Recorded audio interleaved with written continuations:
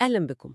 اليوم بنغوص في ظاهرة بصراحة مقلقة جدا ومنتشرة بين بعض الشباب في الجزائر، استخدام حبوب منع الحمل الخاصة بالنساء عشان زيادة الوزن. مصدرنا مقال بعنوان حبوب منع الحمل وتأنيث الشباب، ظاهرة صادمة في الجزائر. مهمتنا النهاردة إننا نفهم أبعاد الموضوع ده وتأثيراته. خلينا نبدأ نفكت القصة دي. أهلا بك. بالفعل الموضوع ده مقلق لأنه بيمثل استخدام لأدوية هرمونية، يعني أدوية قوية جدا في غير مكانها الصحيح تماما. الهدف ظاهريا تجميلي، لكن العواقب ممكن تكون وخيمة جدا على الصحة وعلى الهوية كمان، ويمكن المستخدمين مش متوقعين ده كله. المقال بيشير إن الهدف هو الحصول على فورمة، يعني بنية جسمانية ضخمة بسرعة. طيب، إيه اللي بيحصل فعلاً في جسم الشاب لما ياخد الهرمونات الأنثوية دي؟ هي دي بقى النقطة. الحبوب دي زي ما احنا عارفين فيها هرمونات أنثوية أساساً، الاستروجين والبروجسترون. فلما شاب ياخدها بتبدأ تأثيرات غير مرغوبة أبداً. بيحصل تضخم أيوة، لكن مش في العضلات. التضخم بيكون في مناطق زي الصدر والأرداف، يعني توزيع دهون أشبع بالجسم الأنثوي. يعني زيادة شكلية بس مش بناء عضلي حقيقي؟ بالضبط، زيادة وهمية. وكمان بيحصل احتباس للسوائل في الجسم، فده بيدي إحساس كاذب بالضخامة. الأخطر بقى، والمقال بيأكد عليه، هو التأثير على هرمون التستوستيرون، الهرمون الذكوري. مستواه بينزل، وده ممكن يسبب مشاكل في القدرة الجنسية، ضعف عام في الجسم، ده غير التقلبات المزاجية، يعني زيادة في العصبية أو الحساسية العاطفية. يعني الموضوع مش بس جسدي، المقال كمان بيقول إن التأثيرات وصلت للسلوك. لاحظوا إن بعض الشباب دول بقوا يتصرفوا برقة زيادة، عاطفيين أكتر، لدرجة إنهم بقوا يعني مادة للسخرية في وسط أصحابهم والمحيطين بيهم.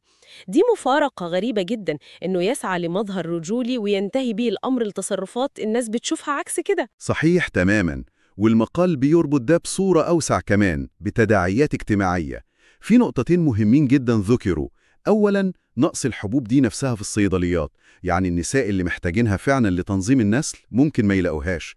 والنقطة التانية، ويمكن دي الأخطر، هي ضعف الوعي الصحي.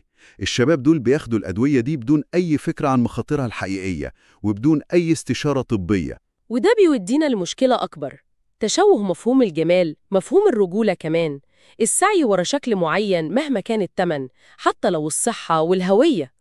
طب إيه اللي بيخلي شاب يعمل في نفسه كده؟ المقال بيتكلم عن ضغوط اجتماعية، السوشيال ميديا، وصور الجسم المثالي. هل ده كافي لتفسير المخاطرة دي كلها؟ هو أكيد جزء كبير من التفسير.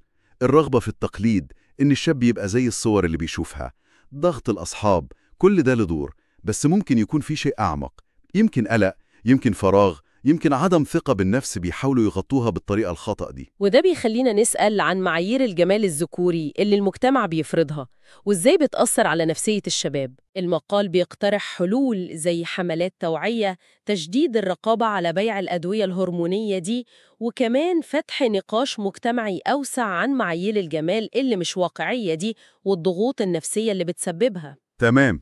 ودي خطوات ضرورية عشان نعالج المشكلة من جذورها. الموضوع أكبر من مجرد استخدام غلط لدواء. هو بيمس الهوية، الثقة بالنفس، ومفهوم الرجولة نفسه في المجتمع. لازم نفهم الدوافع النفسية والاجتماعية زي ما بنحذر من المخاطر الجسدية بالظبط. القصة دي بتوضح تقاطع خطير بين الضغط الاجتماعي، سهولة الوصول للمعلومات، وللأسف الأدوية كمان، ونقص الوعي. يبقى خلاصة تحليلنا للمصدر ده إننا قدام ظاهرة بتكشف عن سعي محموم عند بعض الشباب ورا وهم الوزن السحري أو الفورمة.